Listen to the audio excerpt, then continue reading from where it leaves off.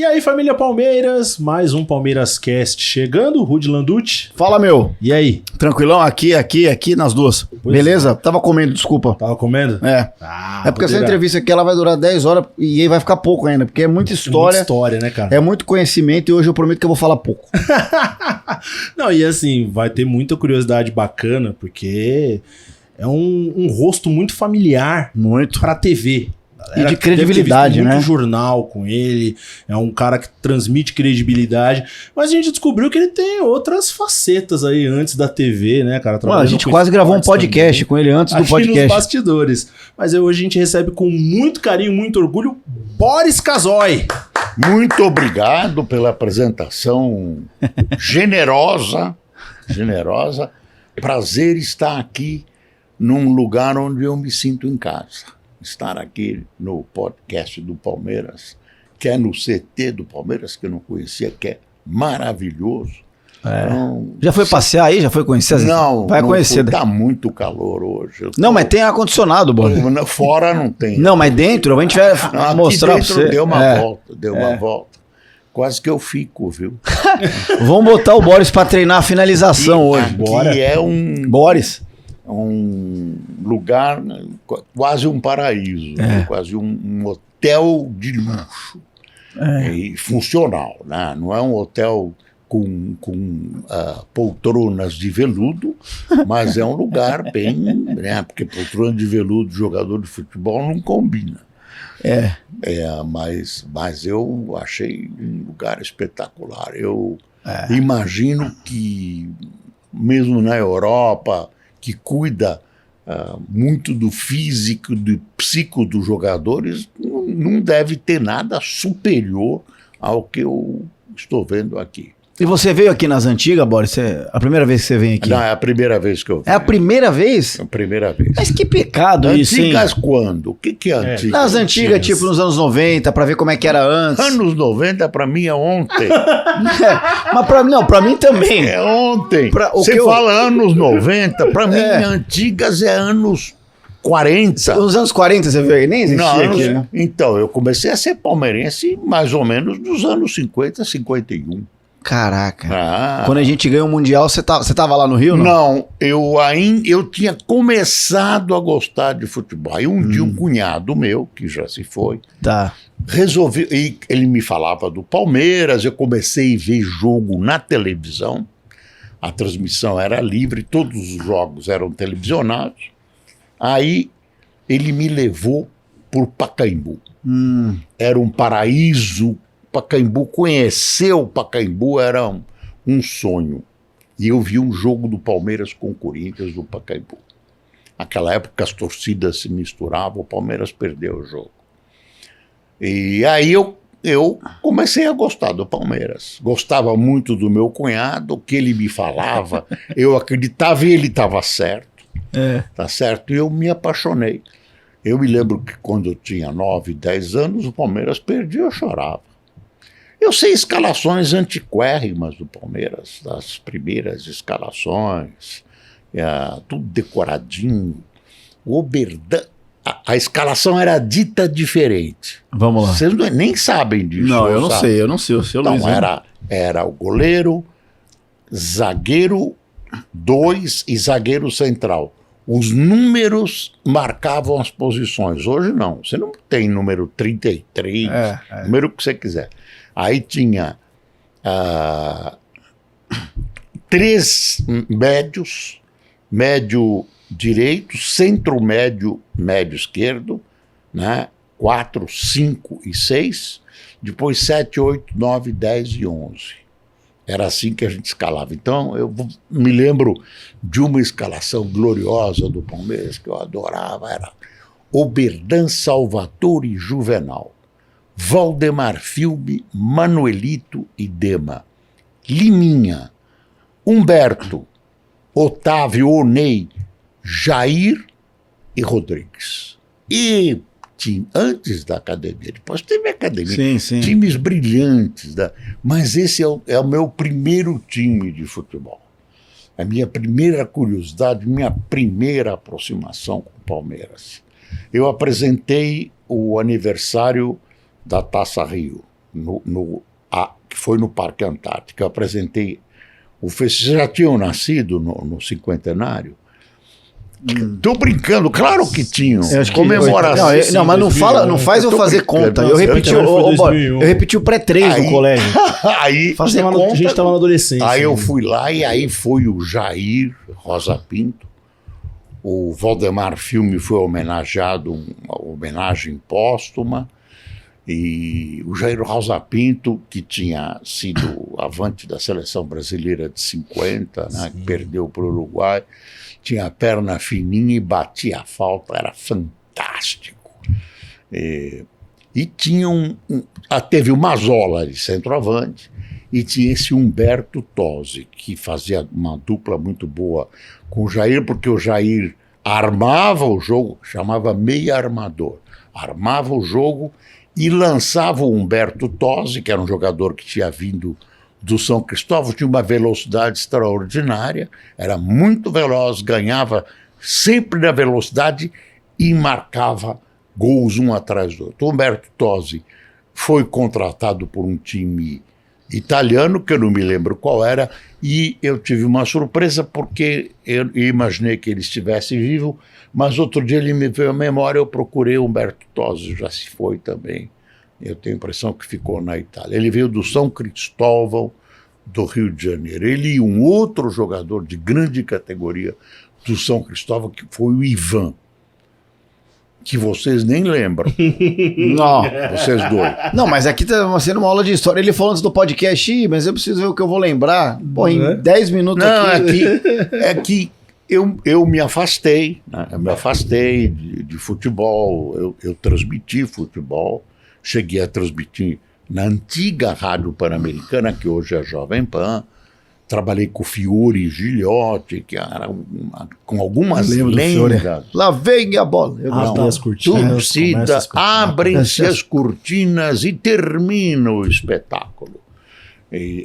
Foi o meu professor, uma figura maravilhosa, um profissional de primeira Dos melhores, né, Boris? Nossa, dos melhores. Eu gostava muito de ouvir jogo. Mas teve outros também sim. de grande nível. Ele competia muito com o Pedro Luiz, um na PAN e outro na Band, que era a Rádio Bandeirantes, que eram as emissoras que dominavam a cobertura futebolística. E depois eu me afastei e tudo.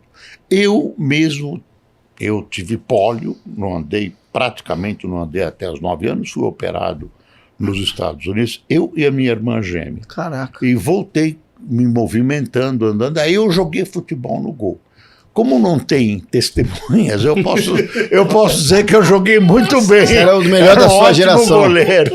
Não virou jogador por causa de lesão, né? Sempre assim. Era um ótimo goleiro. Não, aí fui goleiro da minha seleção do Mackenzie, quando eu estudava lá e tudo. Eu posso mentir à vontade, que a maioria já foi embora. Quem sobrou não se lembra, quem sobrou tá meio gagá. Então eu posso mentir à vontade. Eu era goleiro e atacante e técnico. Não, né? eu era goleiro, eu me esforçava muito, eu tentava me superar exatamente pela questão da pólio. Depois eu me afastei, comecei a usar óculos. E não dava para jogar de goleiro, né? Aí comecei a falar, eu não quero abandonar isso, futebol de várzea. A gente ia muito no Ibirapuera, onde tem o quartel e tal, tinha vários campos que eram do Conselho Municipal de Esportes, a gente tinha que reservar. Aí eu mesmo ia reservar, a gente jogava, aí eu falei, putz, eu vou começar a apitar jogo. Comprei um livro do professor Santana de regras de futebol que eu já conhecia e tal. Comecei a apitar jogo de várzea lá e teve assim fatos até graves eu apitando o jogo. Aí eu resolvi me aposentar. Ameaçado de morte. O incidente final, quase. Teve um incidente que foi o seguinte: 2 equipes, era um campeonato de vicentinos, de entidades vicentinas, todas muito piedosas e tal. Puta torcida, me convidaram para apitar. Aí eu apitei e os 2 capitães Disseram, olha, quando terminar o jogo, nós vamos te pegar. Porque era time da caridade, viu, parceiro? E cheio de gente, caminhões despejando gente no Ibirapuera. Eu falei, puta, eu tô perdido, eu vou apanhar. Naquela época não tinha vestiário. Eu vinha de calção, e em cima eu punha a calça, tirava a calça, deixava atrás do gol e apitava o jogo. Quando chovia de óculos, era duro, apitava de guarda-chuva. Que era a sua bandeirinha também, né? Não era, eu apitava de guarda-chuva. Por que não? Eu até sugiro que os árbitros... Não, mas aí, porque eu não podia molhar. Aí eu quebrou o pau. E terminou o tempo e eu comecei a prorrogar. Falei, puta, eu não vou acabar esse jogo nunca, porque eu vou apanhar. Mas aí quebrou o pau. Ficou com medo de terminar o jogo para não apanhar. Claro. O jogo até hoje rolando. Claro, aí eu corri, atravessei a pista lá da avenida, acho que chama Pedro Álvares Cabral, era diferente o formato. Atravessei, peguei um táxi e fugi. E aí tem a vingança. Levei a bola e o apito. Isso que era juiz ladrão. E só tinha uma bola. Levei uma bola era sagrada. Acabou a bola. Acabei com o jogo por vários... Era aquela bola de couro, que era uma bola profissional também. Chovia, a bola era número 5. Uma bola 5. Chovia, ela ficava empapada. Ficava pesada, né? Aí eu não apareci mais no Ibirapuera. Fiquei com medo, porque Nunca mais o Boris foi em Ibirapuera. E perdi a calça, deixei a calça atrás do gol. Mas ganhou um apito, né? Ganhei o apito. Cara, que coisa espetacular. E olha, aí tava bem apitado aquele jogo, viu? Tava bem Mas apitado. o guarda-chuva você levou embora também ou roubaram? Não, o guarda-chuva era meu, eu levava. Quando chovia, eu ia apitar de guarda-chuva. E você tinha bandeirinha na época ou era só você? Que bandeirinha, imagine. Bandeirinha, não tinha nem risca no campo, o campo era de terra. Nossa. E como é que era a lateral? Não, aí a gente decidia na hora. Acabava o campo, acabava. Eu não me lembro direito como se tinha. Mas nessa época o futebol devia ser mais legal, cara. Não, era divertido, cara. Não, mas é muito essa coisa de prestigiar. Antigamente que era bom. Mentira. O futebol era mais lento. Sim. Tinha 1 ou 2 jogos por semana. O normal era até 1 jogo por semana. Então, era tudo o futebol. De vez em quando você pega a Copa de 70, quem assiste a Copa... Eu tenho um filme, um vídeo que é misturado com o filme da Copa de 58. Caraca. Que o Brasil ganhou na Suécia. Já saiu, isso teve a venda e tal. E a reação de quem gosta de futebol hoje e não tinha visto é a seguinte: nossa, como era lento o futebol. Ele era mais lento, menos físico, mais drible, mais habilidade. Mais espaço, de repente. Dava mais espaço para pensar, mais tempo, né? Mas o futebol, você dizer que era melhor, que era pior. E hoje, o estádio de futebol era incômodo, o torcedor não era respeitado, era outra coisa. Né? Lotação hoje, da lotação, né? Tipo, 200 mil pessoas no lugar que cabia 80. É um negócio... Hoje é muito melhor. Como o mundo é muito melhor. Antigamente, bobagem, mentira. Antigamente não tinha... o poder aquisitivo da população brasileira era muito menor. A elite era muito pequena. Quer dizer, era uma coisa... E eu me lembro que quando eu comecei a jogar futebol na rua, era em casa, tinha as turmas que se reuniam, 4h30, 5 horas se reuniam. A minha mãe achou que eu era quase um bandido. Joga futebol na rua. Que acontecia? Baixava a polícia para pegar a molecada que jogava futebol na rua. Mas por quê? Eu pergunto, porque a polícia não tinha quem prender. Eu me lembro que uma vez minha mãe foi intimada comigo, ela chorava. Ai, meu filho é um bandido. Meu filho é um jogador. Chamava moleque da rua, jogar futebol na rua. Nossa, Caraca. que... Era outro pensamento, né? Tempos melhores hoje e tudo. E a organização dos... Claro que você perde um pouco do charme. É isso que eu tô dizendo. Mas o ganho foi muito maior. Apitar com guarda-chuva não tem como não ser mais legal que hoje em dia. Não é? Pô, primeiro que o juiz quer apitar com guarda-chuva, eu vou virar fã desse cara, vou seguir ele no Instagram na hora, velho. Isso é maravilhoso. Não, mas eu recomendo aos juízes hoje que bom demais. com guarda-chuva. Por que não? Eu me lembro até de um jogador que jogava de óculos, do São Bento de Sorocaba, que já não existe mais. Mas óculos de grau. De grau. Porque o David jogou a Copa com óculos. Lembra o David da Holanda? David se fala, David. Ele jogou faz pouco tempo, agora de grau eu não lembro. Quem jogou? O David era um volante. Lembro. Mas o David acho que tinha grau também, que tinha glaucoma. Não, sim, mas não era um óculos assim, eu uso assim. Não, era um óculos, esse óculos. Ele usava um óculos acho que era Maurinho o nome desse jogador. Ele era um óculos de grau, mas não tinha esse formato. Era era adaptado para praticar esporte. Mais parecido com óculos de soldador. É isso então. Mais parecido com óculos de soldador. E jogava, mas não com esse óculos não dá, né? Aí uma bolada, enfia o vidro dentro do olho. É perigoso. E jogador, e eu jogava no gol e tinha duas coisas. Goleiro não usava luva e goleiro usava no joelho um negócio chamado joelheira. Isso eu lembro. Então, os goleiros não usam mais joelheira e quase todos usam luva. Naquela época, goleiro só usava luva quando chovia.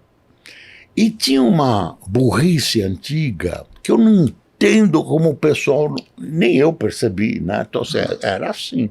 Era o seguinte, a bola era marrom. A gente chamava o balão de couro.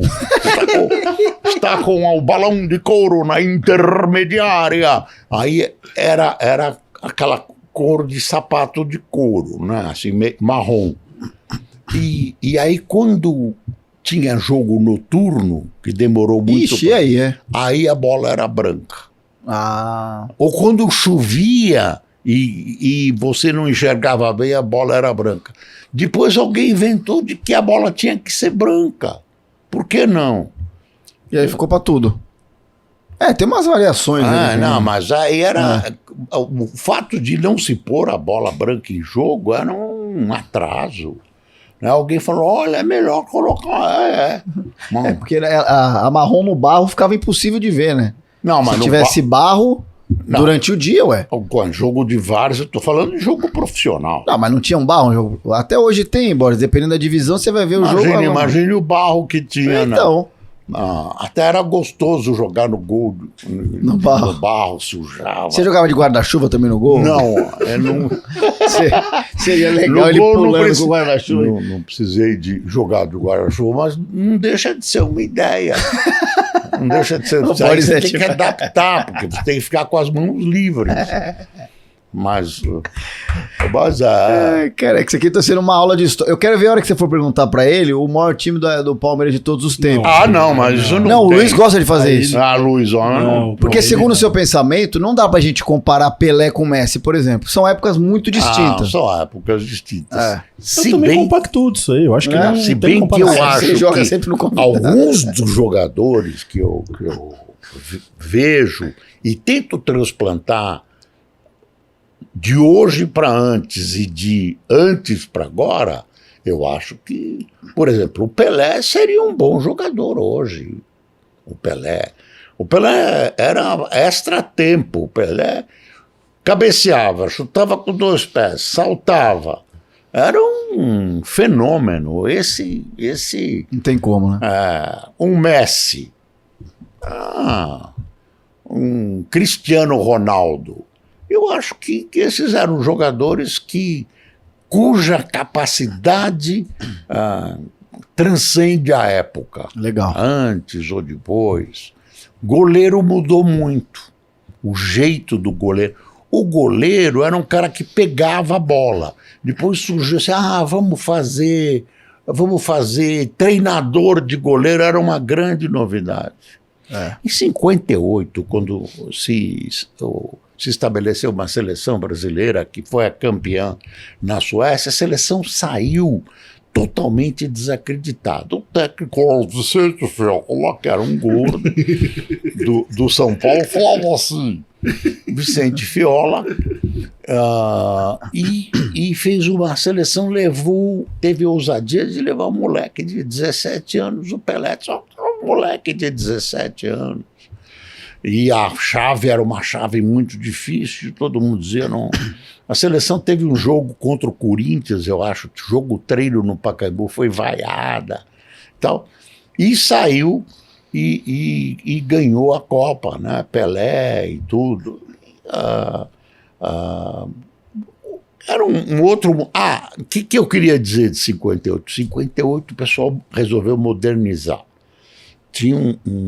Existia um racismo no futebol brasileiro. Se você for pesquisar 50, 58, está escrito, viu, Luizão? Era o seguinte,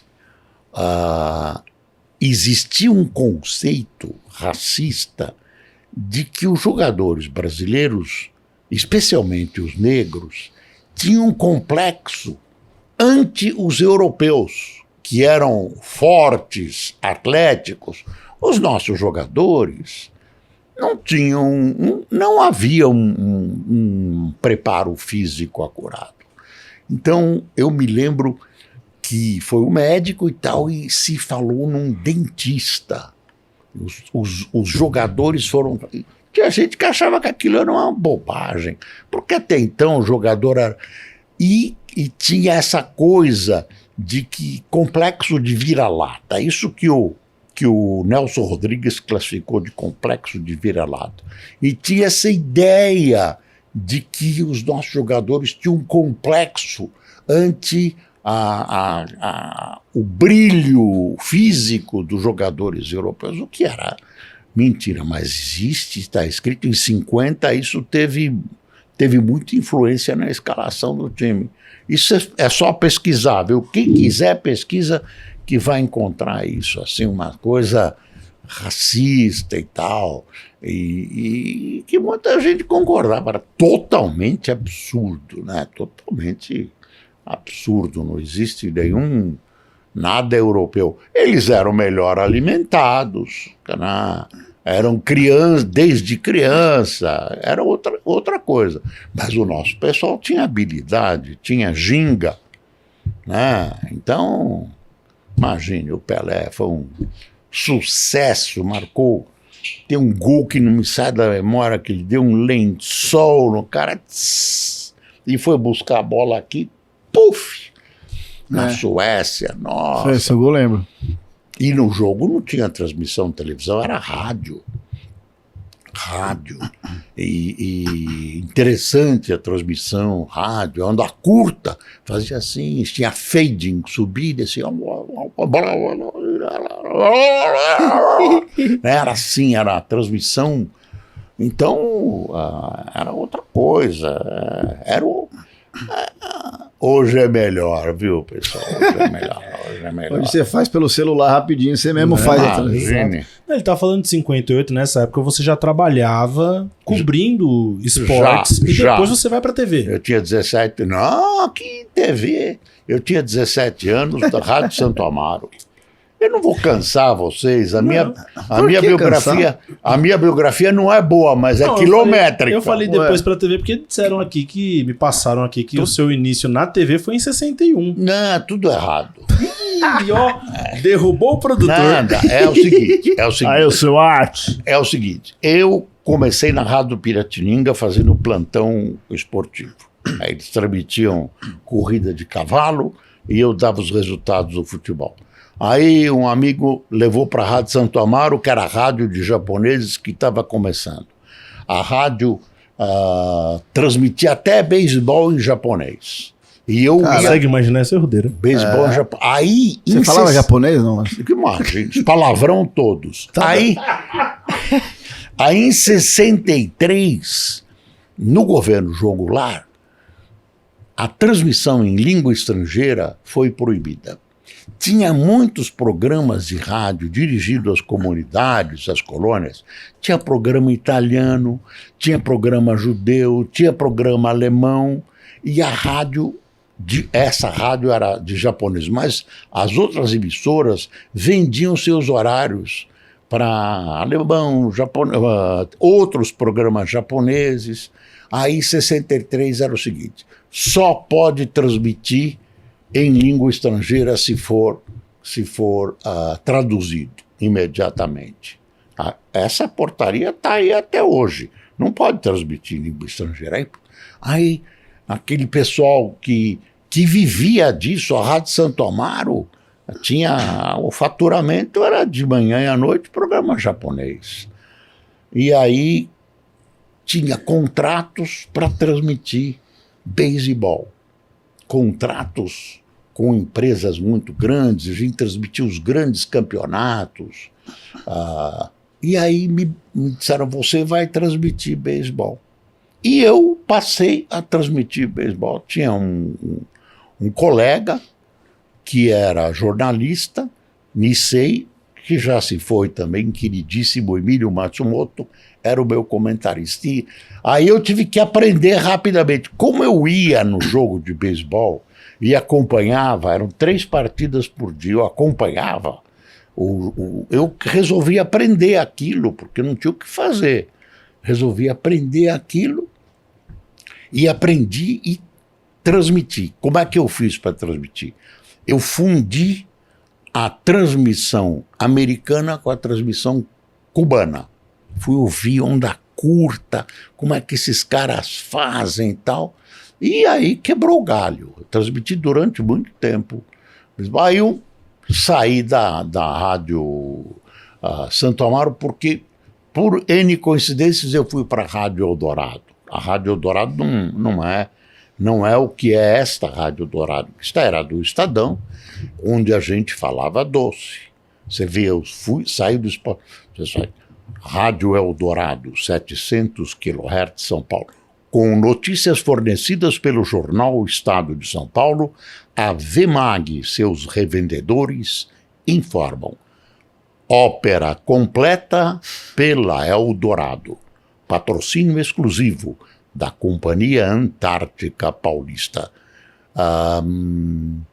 Música popular francesa pela Eldorado. Música popular americana pela Eldorado. Então, a abertura de programa. Fiquei 7 anos na rádio, 7 anos, entrei na faculdade de Direito e tal. Fui convidado para trabalhar numa assessoria de imprensa de um secretário de Estado da Agricultura que não conseguia se divulgar. O filho dele era meu amigo, jogava futebol comigo num campinho perto. Todo mundo já foi embora, hein? Dá para fazer até missa de 7º dia. Aí eu fui, trabalhei com Herbert Levy, que era secretário da Agricultura. O Herbert saiu, brigou com o Sodré. Tinha um ato institucional, eu fazendo direito e trabalhando. Saí da Rádio Eldorado, porque me ofereceram um salário melhor. Do Herbert, eu trabalhei com o sucessor dele, Antônio Rodrigues Filho, que era da nossa equipe. Depois trabalhei com o ministro da Agricultura, Luiz Fernando Cirne Lima, que criou a Embrapa. Está vivo, mora no Rio Grande do Sul, Luiz Fernando Cirne Lima. Depois fui ser secretário de imprensa do prefeito de São Paulo, Figueiredo Ferraz. O Ministério da Agricultura era no Rio e em Brasília. E eu não aguentava o calor do Rio, esse calor horroroso que está fazendo nesses dias aqui. Era uma tortura. Eu comecei a perder sais minerais. O médico falou, você não pode ficar aqui. Aí apareceu esse convite e eu fui secretário de imprensa do Figueiredo Ferraz, foi um ilustre prefeito de São Paulo que também já foi. Aí eu conheci um monte de donos de jornais e tal, e o Frias me convidou. Eu tive o Frias me convidou, e eu fui para a Folha, fui editor de política e editor-chefe. Não aguentei, porque eu não estava preparado para ser editor-chefe, não estava preparado, não conhecia a imprensa escrita. Aí eu saí e fiquei um tempinho na FAAP.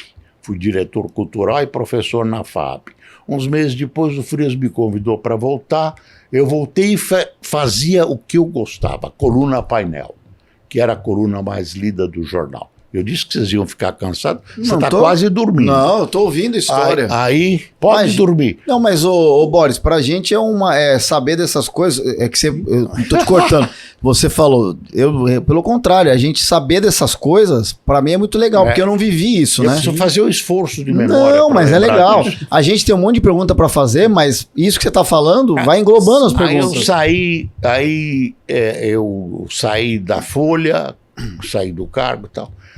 Aí voltei, saí da FAAP, voltei para a Folha, o dono do jornal Frias, também de saudosa memória, meu querido amigo me convidando, aí eu fui. Voltei a fazer o painel. Deu uma crise com o regime militar na Folha, uma história rocambolesca de um artigo que foi escrito que mexia com o Duque de Caxias durante a Semana da Pátria e tal. Houve uma ameaça de intervenção no jornal. O Frias me entregou o jornal, o nome dele, que saía na primeira página, foi substituído pelo meu. Aí eu fui editor-chefe da Folha, convidado para o SBT depois de 8 anos. O Otávio Frias Filho assumiu o meu lugar e eu fiquei ainda 4 anos com ele, ajudando ele, e fazendo a sessão que eu gostava de fazer, o painel. E aí me viram num debate, eu fui convidado para ir para o SBT, onde nós criamos aquele jornal. Não fui eu que criei, eu fui o primeiro âncora e provavelmente o primeiro âncora brasileiro. Eu fiz o Telejornal Brasil. Aí que surgiu, isso é uma vergonha. Famosíssimo. Não, famosíssimo. Que muita molecada às vezes fala e nem sabe de onde veio. Foi saindo e tal. E o SBT surgindo, né, nessa época? Não, o SBT já estava cansado no caminho. Já estava? Já tinha. Mas não é o Silvio não sai da... Não é, eu não sei. Não, mas foi antes. Foi antes. O SBT já tinha uns 10 anos. Mas o Silvio era o dono já? O Silvio foi o único dono do SBT. Tá. Eu pergunto, Boris, porque tem coisa que eu não sei direito, e até a galera saber.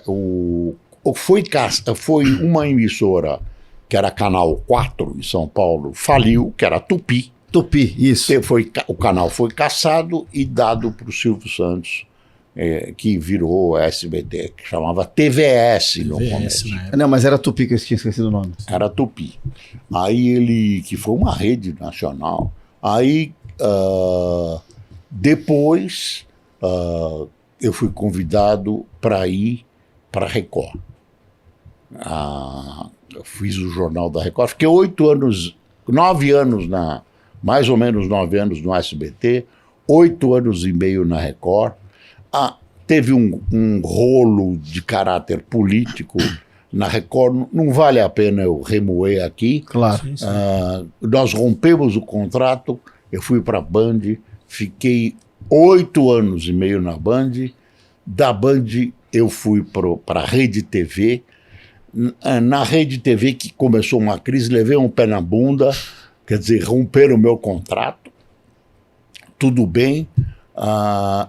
Tive uma passagem por uma emissora que quase nasceu, ela funcionou, a TVJB, do Jornal do Brasil, do Rio, que tinha estúdios em São Paulo. Eles estavam tentando, os donos da TVJB, estavam tentando comprar a Rede TV, achavam que estava tudo encaminhado e fizeram o canal transmitia em várias partes do Brasil, em São Paulo não. E aí Aí nós somos... E a Rede TV que veio da Manchete, não é? A TV assumiu o conceito. Tem coisa que eu sei, Boris, tá vendo? Rede TV veio. Então, Rede TV. Aí fui pra Rede TV, fiquei, acho que 4 anos e meio na Rede TV. Nós não brigamos, não brigamos. Eles entraram numa situação difícil, daí, olha, não vai dar. Eu era um salário que, para os padrões da Rede TV, eram altos. As emissoras ainda estão em crise, os jornais estão em crise. Que ano isso da Rede TV, Boris? Desculpa. Que ano? Que você trabalhou na Rede TV? Eu sou mal de idade. Você lembra os anos? Eu estou aqui com... perdão. Eu sou mal de memória. Hã? 2 anos e pouco e meio atrás, mais ou menos, ele saiu. Tá. Fiquei eu não lembro, sou mal de datas. Tranquilo. Aí fiquei amigo dos donos, não teve briga, não teve nada. Aí comecei a fazer o Jornal do Boris. Eu já tinha o Jornal do Boris, que é o jornal às 8 horas da manhã, que eu faço me espelhando no Leporassi. O Leporassi era um jornalista e radialista da Rádio Bandeirantes que fazia um jornal chamado Trabuco de manhã. Ele lia os jornais, ele gostava de ler o Diário Popular e comentava.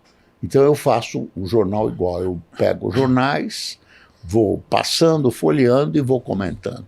30 minutos, 8 horas. E onde a gente assiste isso, Boris? Não entendi. Onde a gente assiste isso? Na internet. Mas qual é o link pra gente assistir isso? Pra galera aqui. Jornal do Boris Oficial. Jornal do Boris Oficial. Jornal do Boris Oficial. No YouTube, certo? No YouTube, então, mas a gente tá em quase todas as plataformas. Porque aqui a gente tá no YouTube com o Palmeiras Cast, então já vai lá, ó. Jornal tá na descrição e tal, mas vai lá. Do Boris. Jornal do Boris Oficial. Quantos mil inscritos nós temos somados? Todos mais de 500 mil. Então tá indo, tá. Tá indo não, baita número. Só tem um problema, não dá dinheiro, né? É um pequeno problema. O Palmeiras Cast também não dá dinheiro pra nós aqui, fica tranquilo, cara. Pequeno problema. É só pela diversão. Não, mas é legal, cara, o digital é legal por causa disso. Antigamente, Boris, você teria que ir atrás de uma emissora, atrás de hoje você é independente. Então, eu estava sendo entrevistado pelo Marcelo Taz e ele disse, mas como é que é o jornal? Eu expliquei para ele, ele falou, nossa, eu dou opinião, ninguém vigia a tua opinião, você tem liberdade total. Claro, sou eu mesmo.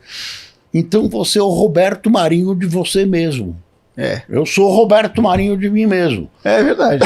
Eu mando e desmando em mim mesmo. Até que você tome um ban do YouTube. Aí a gente tem um chefe que é o YouTube. Ele manda aí. Não, mas ele pode falar assim. Não, mas eu não. Eu tô brincando. E tem outra, mas eu procuro fazer um jornalismo profissional. Claro. Sua credibilidade, né, Boris? Um jornalismo profissional, as pessoas confiam. Eu vou seguir agora, ao vivo. As pessoas confiam. Ele vai passando o dia todo depois. Ele vai passando o dia todo. Boris Casoy Oficial, é isso mesmo? Boris Casoy Oficial. Ó que fotinho bonitinha do Boris sorrindo, gostei, cara. Deixa eu ver. Aqui, ó. Tá com a fotinha, ó. Eu sou uma pessoa bonita. Aqui, ó. Gostei. Consegue daqui, pequena? Ó, que legal, cara. Não, eu realmente ainda tenho muita lenha para queimar. Não, tem, mas é que eu achei legal essa foto. Anos. Casoy, você que vem, vou dizer assim, né? Não deixei você daquela escola mais antiga do jornalismo, onde a apuração da notícia, inclusive, ela era até mais dificultada, porque você tinha que tentar os meios de comunicação da época, que muitas vezes era ou telefone ou telegrama, dependendo da situação. Desculpe, e a que merda de telefone. Viu? Pois é. E a resposta nem sempre vinha a tempo. Não. E hoje é diferente, né? Hoje o pessoal se apega muito mais ao imediatismo, porque aconteceu o fato e já tem que estar ali na ponta. Você teve muita dificuldade para se adaptar com essa forma de hoje em dia para levar para o teu jornal? Aconteceu o seguinte. Na Folha, começou a haver congestionamento de trânsito e tal. O pessoal não gostava de usar telefone. Ia ao local. Tem o secretário da Fazenda vai soltar um projeto de tal. Aí mandava um carro da Folha, o repórter ia e perguntava. E eu, lá como editor-chefe, prevendo aquilo, eu resolvi fazer uma bancada de telefones e usar intensamente o telefone. Era difícil, porque o telefone era quase um tesouro e demorava para cair a linha. Tinha um momento que você contratava jovens para ficar esperando cair a linha. É verdade. Mas é engraçado. Não é engraçado, é muito triste. Aí você queria telefonar.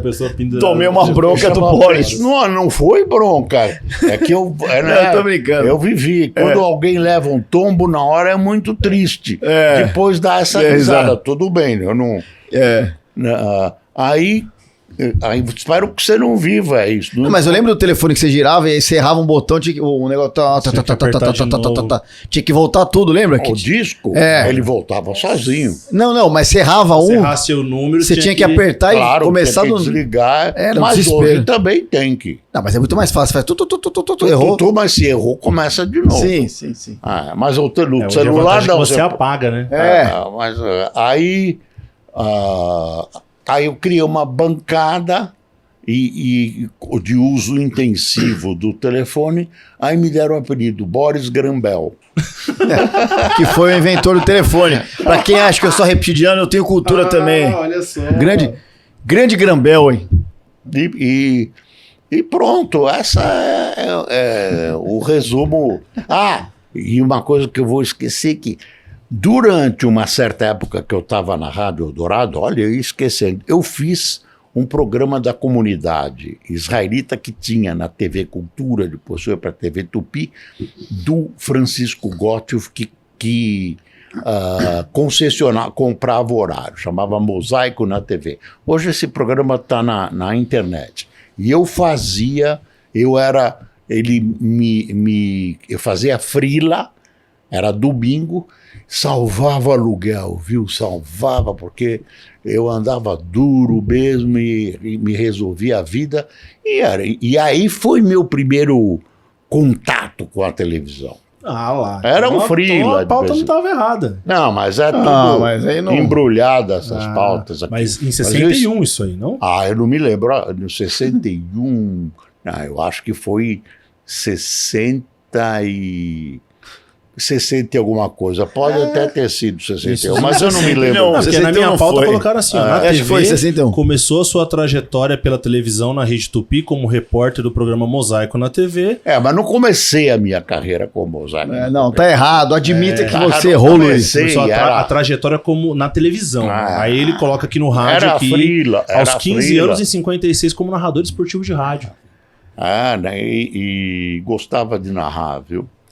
Hoje eu estava vendo alguém que transmitiu um jogo sábado, domingo, dizendo: nossa, que maravilha, a camisa do Bragantino, que os números são desse tamanho, não desse tamanho. É fácil identificar o jogador. Ele falou: tinha que pôr número na frente. Era difícil, era um númerozinho assim, era difícil a identificação. Mas você acabava identificando. Naquela época era mais difícil. Mas você não escolheu um jogador? Escolhe um nome. Se começar a não saber quem é, fala que é esse cara. Não, mas aí... Não, mas é um recurso. Não, mas aí... É o Carlos tocou pro Carlos, bateu o Carlos. Tinha gente Olha, tinha gente que fazia isso, mas naquela época já tinha radinho de pilha, tinha gente que levava o radinho no Pacaembu. Tava vendo. E tava vendo... E tinha gente que via na televisão, eu via no rádio, hoje tem muito disso, né? Então, você era vigiado. Claro. E também tinha um problema ético, porra, você está irradiando, você está enganando o teu ouvinte. Enganando o público. Não, era fácil fazer isso. Não, pode ficar bravo comigo. Não, você tá achando que eu tenho tantos anos de carreira, credibilidade, sou um referência de jornalismo fazendo essa merdinha que você falou, rapaz? Respeita a minha profissão. Mano, eu falei isso? Não, tô brincando. Nem pensei. Não, mas eu conheço narrador. E tem um narrador, quando eu fazia Transamérica, eu não vou falar o nome, uma vez tiraram, ele tava fazendo tubo. Tubo é quando o cara faz do estúdio, ele não tá no estádio. E desligaram a TV pra zoar ele. E ele ficou narrando 1 minuto. Um negócio que não tava vendo, porque desligaram pra zoar. E aí aconteceu um gol, acho que era até do Santos. Quando voltou, o jogo já tinha voltado. Aí ele na hora improvisou um gol. Mas eu fiz Tube pelo rádio.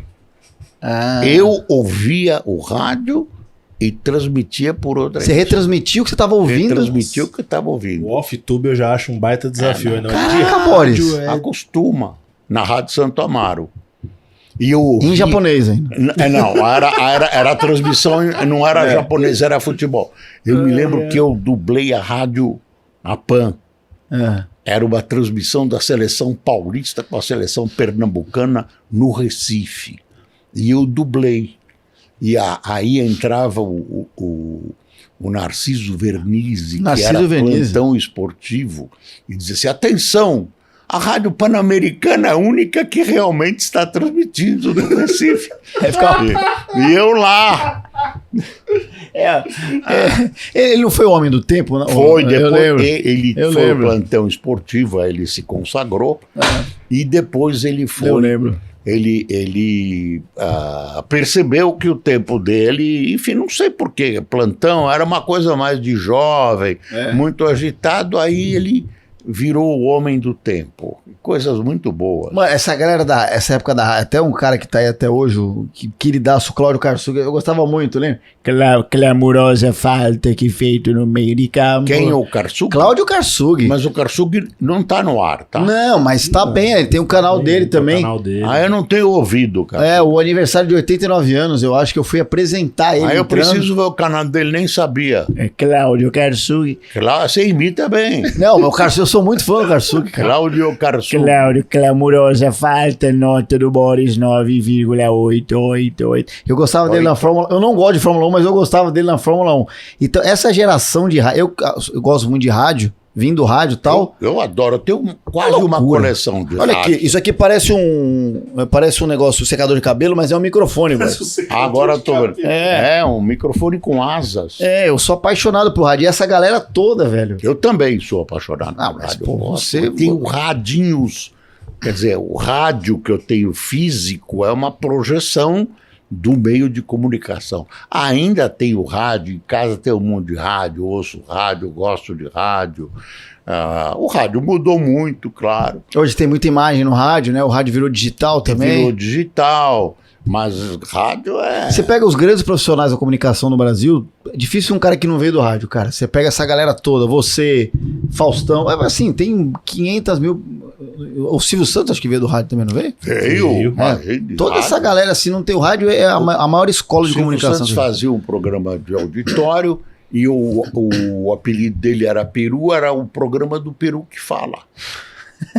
Era o Peru que fala. O Silvio Santos começou no rádio, a Rádio Nacional de São Paulo. Rádio Nacional. E as rádios, quando não tinha televisão, a gente ouvia rádio. As famílias se reuniam em torno do Na rádio. sala para ouvir rádio. Na sala para ouvir rádio. Uma sobrinha minha me perguntou, Boris, me explica uma coisa. Quando vocês ouviam rádio, vocês olhavam para o rádio? Olhava para onde? Não olhava. Mas tinha programas de auditório. Eu me lembro, PRK-30 eram 2 humoristas, Lauro Borges e Castro Barbosa, tem na internet. PRK-30. Era uma brincadeira com uma emissora de rádio que não, você, humorista, iria adorar, porque ainda é moderno. Eles faziam uma emissora de rádio em 2, eles escreviam e apresentavam, e tinha vários locutores e vários programas e tal. Era um humor baseado no rádio. Satirizando o próprio rádio, né? E tinha as emissoras tinham orquestras, cada emissora tinha um slogan. Eu me lembro, o mais bonito era assim, a Rádio Excelsior de São Paulo. Existiu uma Rádio Excelsior, não? Rádio Excelsior de São Paulo. O maior auditório do Brasil, uma poltrona em cada lar. Bonito, bem bolado. A Gazeta, era a Rádio Gazeta, PRA6, a emissora de elite. Mas eu falava emissora, aí tinha ópera, eles tinham orquestra própria. Era uma coisa, rádio, quer dizer, o rádio, a televisão ocupou o lugar do rádio. A televisão, o rádio no Brasil se transplantou. A Tupi teve sorte, porque o cast de teatro, de radioteatro da Tupi, foi para televisão TV, né? E deu certo. Da Record não deu tão certo. A Record televisão era outra coisa, né? A TV Paulista, Canal 5, que hoje é Globo, numa determinada época tinha uma companhia de teatro por noite. Eu conheci teatro na minha vida, conheci teatro e futebol pela televisão. E aí eles passavam peças que já tinham sido levadas. Tá. Então, enfim, eu acho, aí é uma opinião que a televisão daquelas da antiga, né, era melhor que hoje. Isso sim, né? Era a programação, era melhor. Era dirigida para um público que podia ter televisão, custava caro, e não tinha popularização, era muito, todo mundo aparecia de terno e gravata, ninguém aparecia esporte. Era uma coisa assim, meia solene. Televisão era uma coisa de fraque e cartola. E aí foi tomando conta do rádio. Tinha só à noite, transmitia das 7 até às 11. Enfim, outra coisa. Eu sempre me lembro de uma coisa, de uma frase que existe aí, que era a seguinte: foram vender o invento televisão para um presidente da CBS. E aí puseram uma televisão e fizeram um experimento para ele ver. Ele olhou aquilo e disse: nenhum americano vai passar mais que 10 minutos na frente dessa caixa. Aqui. E teve feitos da televisão brasileira muito bons, enfim, preto e branco. Nossa. E a Hebe dizendo: pena que a televisão não seja colorida quando ela apresentava. Aí virou colorida. Ficou colorida. Nossa. Vocês viram televisão em preto e branco? Vocês já nasceram na televisão colorida? Já nasci na televisão colorida. Nossa. Não, eu via na de praia, na da praia porque dava problema. E às vezes eu ficava... É verdade, mas já era normal. Não, mas aí já era colorido. Já era colorido. É que TV que dava problema, tinha que botar um negócio em cima lá da antena, ou... Bombril. Em cima da antena. O Bombril servia para melhorar a recepção. Mas aí e ela ficava em boa qualidade preto e branco. Se deixava colorida, ela ficava meio ruim. Então a gente ficava preto e branco. Mas não essa época que só era preto e branco. Sim. Cara, é muita história. Ele acha que a gente fica com sono. Pelo contrário, eu acho tão legal. Cara, é muito bacana, essas histórias são legais pra caramba, cara. Não, Boris, e você falou do time do Palmeiras ali dos anos 50, né? E falou um pouco do Pelé também, que jogava muito.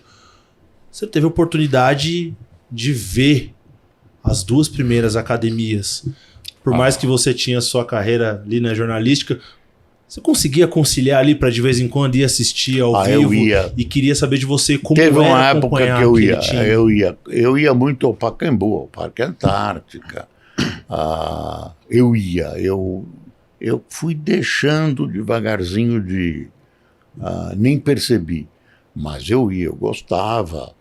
Nossa, era E era uma época que você não tinha alternativa. Teve um grande período que a televisão não transmitia. Eu vi um jogo noturno, não tinha jogo noturno porque havia racionamento de luz. A Light de então, durante um certo período, cortava a luz à tarde, à noite, Pacaembu. Mas aí veio um time chamado Honvéd. Era a seleção húngara que fugiu da Hungria. Era a seleção que tinha derrotado o Brasil em 54. E eles fugiram da Hungria no começo dos anos 60 e vieram jogar no Pacaembu. E aí jogava Puskás. Que depois foi para o Real Madrid. E tem o prêmio Puskás, né? Do gol mais bonito agora. Eu fui ver aquele jogo fantástico. Caraca. E Pacaembu à noite, que era uma coisa raríssima. Acho que foi o primeiro jogo que eu vi no Pacaembu à noite. Nossa, inauguração do estádio do São Paulo. Quando o São Paulo ainda era Canindé. Jogava no Canindé antes. Porque era o local do estado da Portuguesa era o estado de São Paulo de Madeira, no Canindé. Tá brincando. A gente falava o tricolor do Canindé. É tricolor mesmo? Tricolor do Canindé. Aí, aliás, há pouco tempo nós fomos assistir um jogo, né, no estádio da Portuguesa, foi muito gostoso. Assim. Ali é da hora, eu já fui em algum jogo. O Palmeiras foi campeão da Copinha esse ano lá, né? Lá. Copa São Paulo. Patrick. Transmiti muito o jogo do Nicolau Alaillon, que é o estádio do Nacional, aqui perto. Do outro lado muito perto. Eu já joguei bola lá, já. Na Nicolau Alaillon.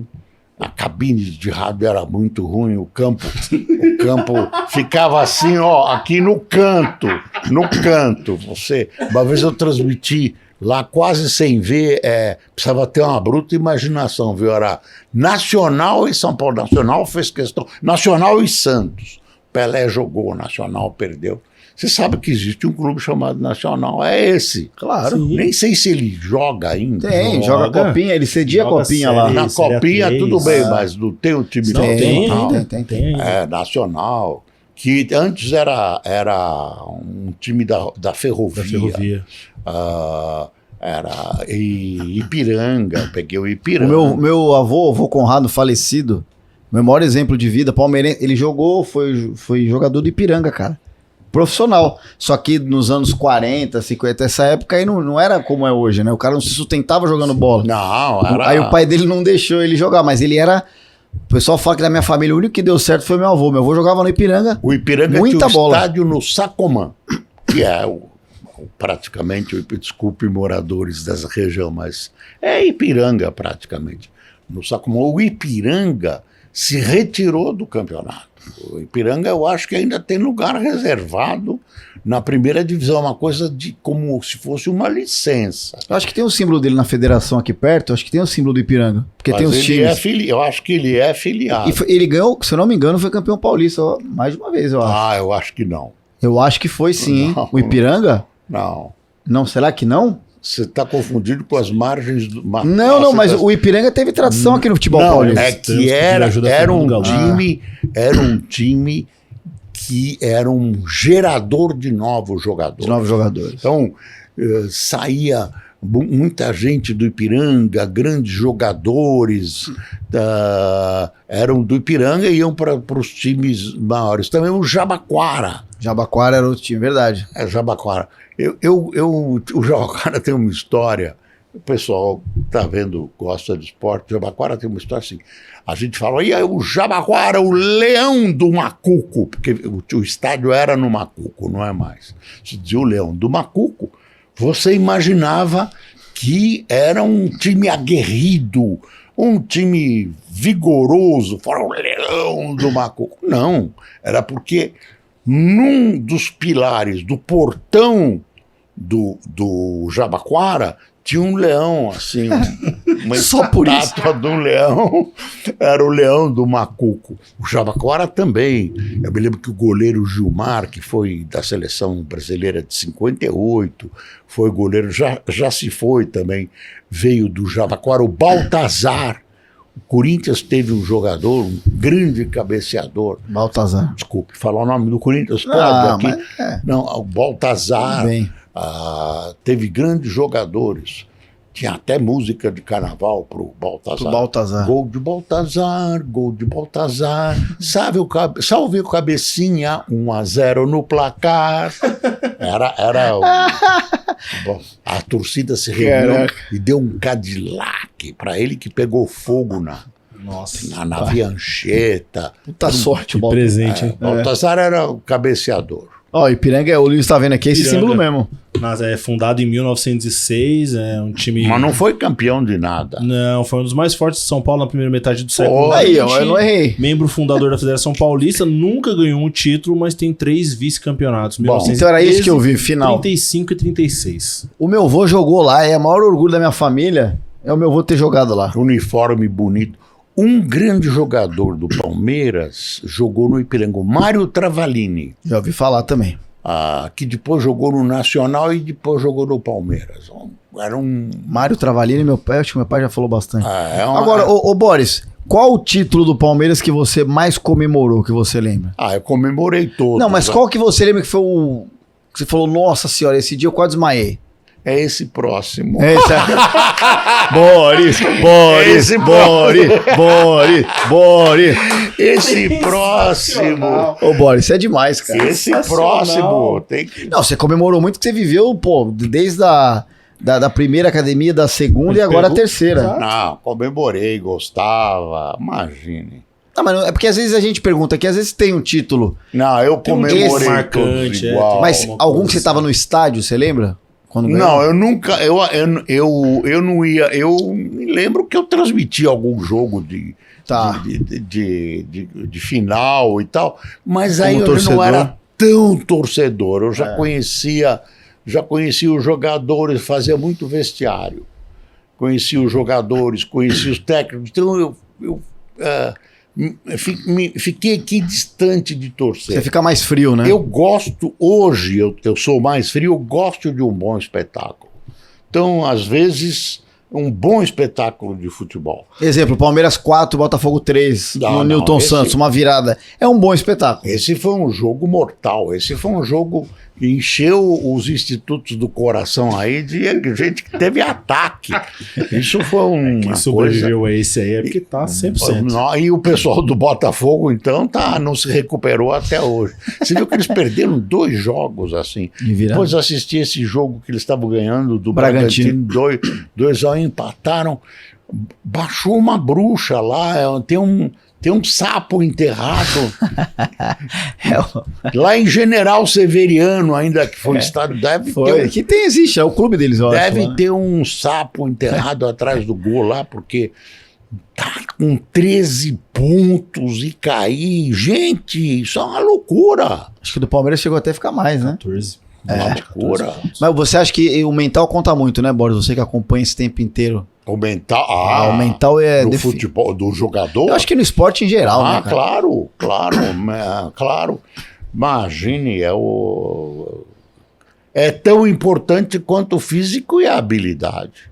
O Botafogo está impregnado pelo viralatismo. De repente ele se sentiu inferior.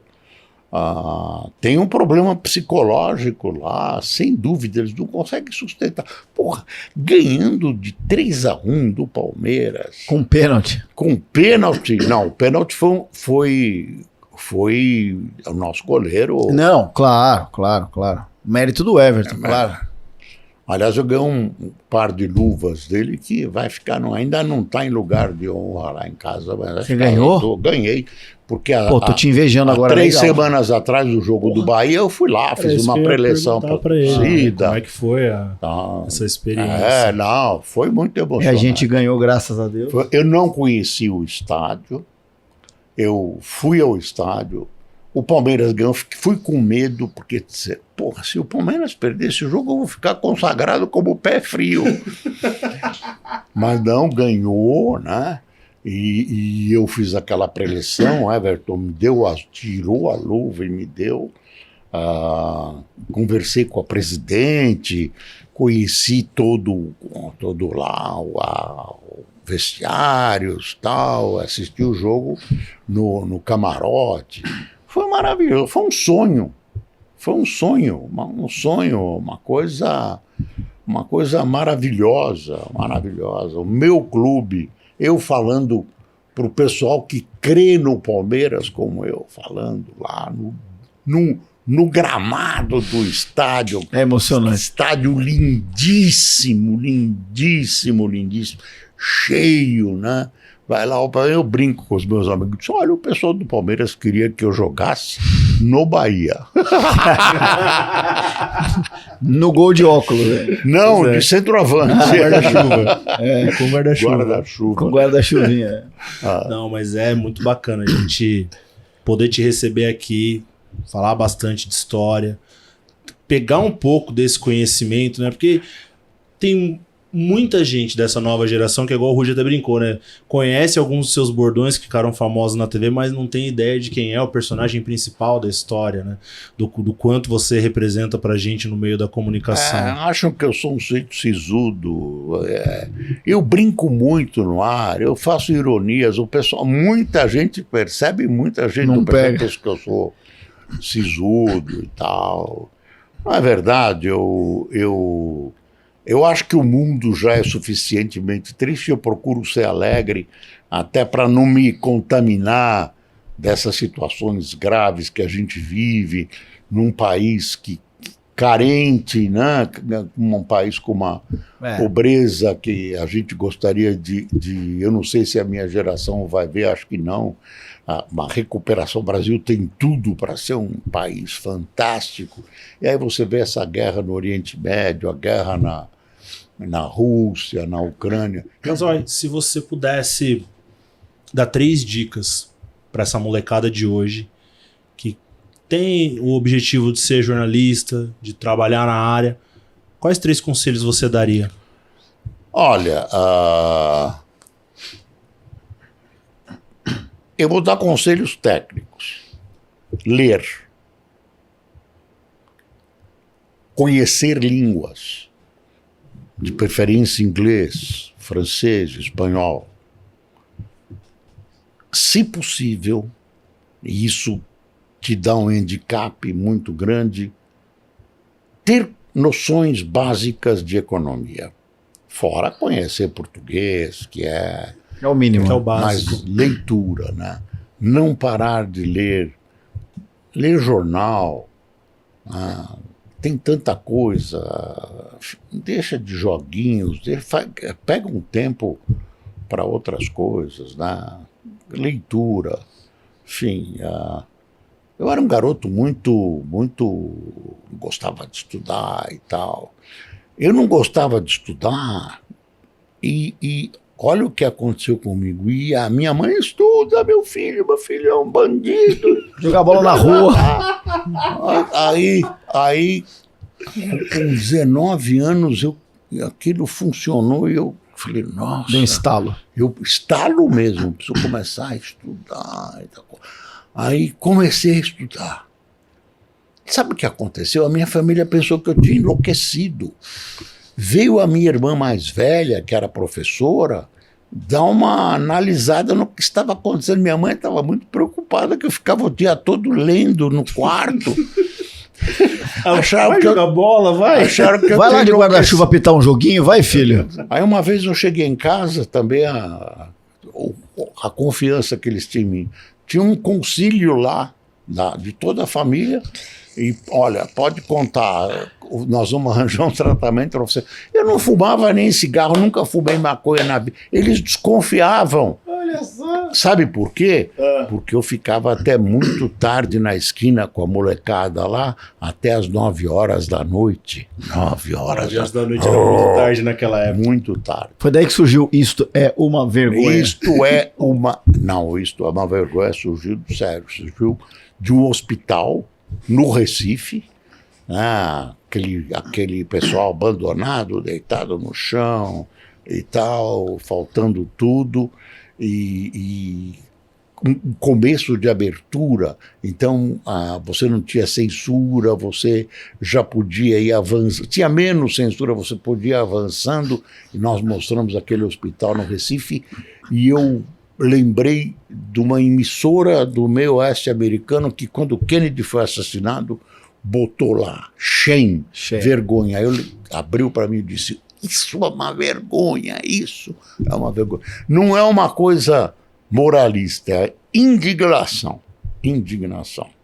E aí virou um bordão. Aí, na porta do estúdio, me esperou uma pessoa lá, disse, olha, você não podia, você estava em big close, enfiando a cara, você não podia ter falado isso, Falei, estrepei o Silvio Santos. Arrebentei a emissora. Quando nós chegamos no estúdio, aí estavam os telefones, é isso mesmo. Aí eu vi que era uma preciosidade. Até hoje, hoje eu soltei uma vergonha mesmo. Teve um caso lá que eu resolvi senti indignação e falei e tal. Mas o pessoal reclama, fala, isso é uma vergonha. Fala isso é uma vergonha pro meu filho aqui. Faz um vídeo aqui falando, isso é uma vergonha pro Robertinho, que tem 7 anos. É seu fã. Ele é palmeirense? Não, eu tô brincando. Porque a galera gosta do seu... Né, do bordão. Eu fico tomando bronca da minha namorada Gabriela, porque eu erro o que é bordão, o que é jargão. Aí quando eu vou, o narrador fala bordão, né? Aí eu falo, você viu o jargão do narrador? Ela, é bordão, Rudy, já te falei 20 vezes. Tá mas enfim, aí teve alguma situação da história do Palmeiras que você pensou em falar, isto é uma vergonha? Um juiz que roubou nós, Boris? Não, Você pode falar desse Palmeiras e Boca que ele não teve acréscimo? Eu me lembro de roubos de juízes, eu me lembro até os nomes dos juízes, mas eu não vou dizer, vai ver que já morreram. É verdade.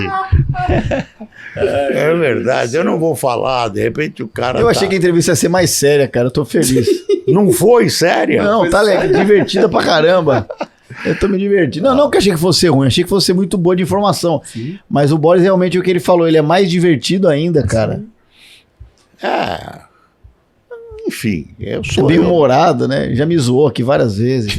Eu zoei ninguém. Mas, cara, isto é uma vergonha. Eu lembro quando o Carioca começou a te imitar, que nunca ninguém tinha imitado o Boris, né? Ele não me imitava, ele fazia uma caricatura. É uma caricatura, né? Mas é o que a gente faz. O humorista tem que eu não sabia. Exagerar. Eu não conhecia ele, não sabia. Pra mim é a melhor dele, cara. É essa e o Jô. Você não... Como é que é? Boa noite. Boa noite, boa noite, boa noite, boa noite. Eu não sabia que eu falava boa noite. Aí, Carioca. Eu não sabia que eu falava boa noite, que era uma marca assim, boa noite. Mas exagera, né? Não, ele exagerava. E ele uma vez alguém me perguntou, você tem outro tique? Eu falei, que tique? Esse não tem tique nenhum. Esse nem era meu tique. Boa noite. Eu lembro uma vez, o Alexandre Matos, lembra que foi nosso dirigente aqui? Lembro. Contratava. Eu fui imitar ele na Fox, e eu falei, ele é mineiro, né? Eu falei, torcedor palmeirense, ele é seja você, da torcida, seja. Ele falava muito seja você, torcedor. Aí o Palmeiras ganhou um título em 2018, ele chegou aqui, eu tava aqui no CT, ele falou, Rod, obrigado pela imitação, mas para de falar seja. Eu falei, para que eu paro também, pô, eu tô te imitando. Aí ele, sorte que ganhou, hein, senão ia ficar bravo com você. Mas um abraço pro Alexandre Matos. Mas a imitação realmente... Mas eu fiquei preocupado na hora que ele disse que ia me imitar.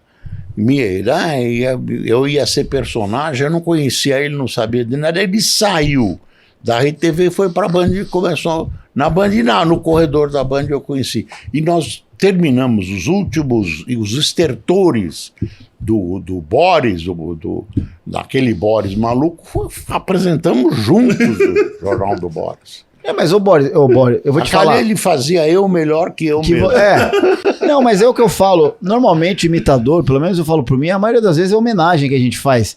E quando o cara leva na brincadeira como você levou, não que você precisa, mas enaltece a pessoa.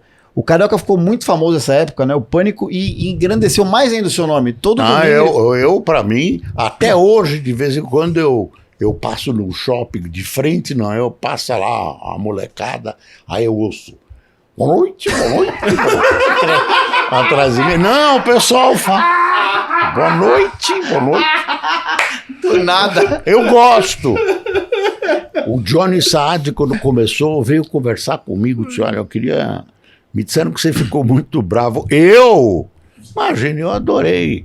Que legal. Quer saber? Fez meu marketing. É isso. Me deixou conhecido numa camada de mais jovens que não me assistia, que teve coragem, que teve curiosidade. Nossa, aquilo lá foi uma maravilha. Pra quem tá me assistindo à noite, boa noite. Quem dera todo mundo tivesse essa... Tudo bem, tem horas que a galera passa do humor, às vezes passa do ponto. Sim. Não foi o que aconteceu com o Boris. E aí, foram poucas pessoas que eu imitei que ficaram bravas, assim, pra não dizer quase nenhuma. Do futebol foi uma, mas eu não vou falar o nome aqui.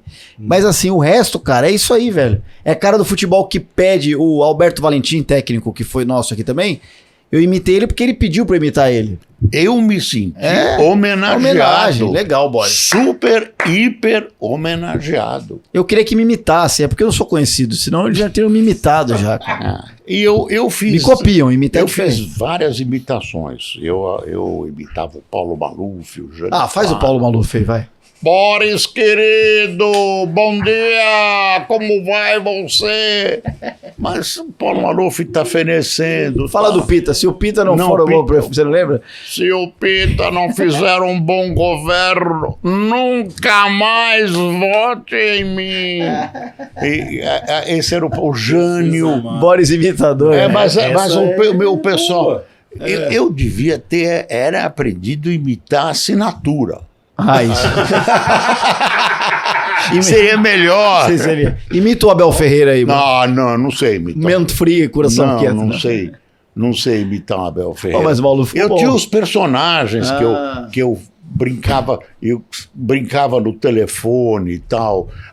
Os meus trotes no telefone, a vantagem era a seguinte, não era quando a pessoa descobria ou não descobria que era eu, era quando o personagem verdadeiro telefonava e a pessoa mandava o cara para aquele lugar. Jânio depois, né? Jânio Quadros. É mesmo? Imitei. E eu até usei meio profissionalmente para obter algumas informações. Até renovei meus contratos imitando os donos das emissoras. Secretário. Secretaria. Pois não, doutor Paulo. Secretário, que negócio é esse? Agora não. Coisas muito divertidas, aquela época. Cara, tem uma história dessa no SBT que eu acho que o pessoal do Café com Bobagem imitou o Silvio ligando. E aí eles faziam isso todo dia. Eu acho que não sei quem imitava o Silvio igualzinho.